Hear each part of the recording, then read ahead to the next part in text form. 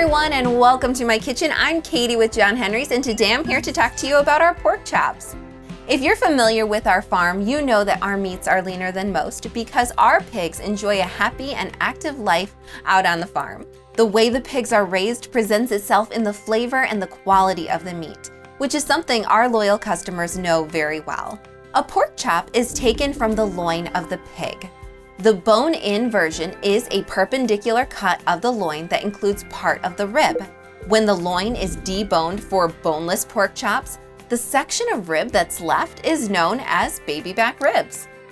Pork chops are a very lean cut of pork that is great bone-in, boneless, or even smoked. Our pork chops are naturally meatier and have less fat than conventional chops due to the pasture-raised lifestyle of our pigs. Our butchers standardly cut our pork chops at 1 inch and then wrap them 2 chops per package. Because we're a custom butcher, we can cut them to your desired thickness. I have some customers who like them to be cut at 1/2 inch and some who like them 2 inches thick. Preparing and cooking pastured pork is a little bit different than cooking conventional pork, so I recommend a good meat thermometer to make sure you do not overcook it.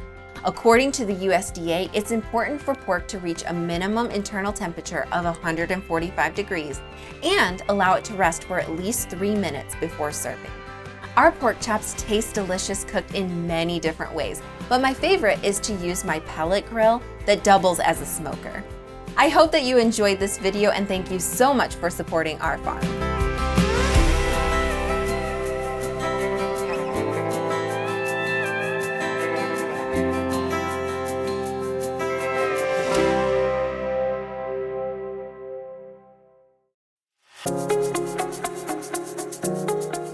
We're so glad that you found our channel. If you like what you see, please hit the subscribe button. And if you want to see more awesome recipes, click the video below.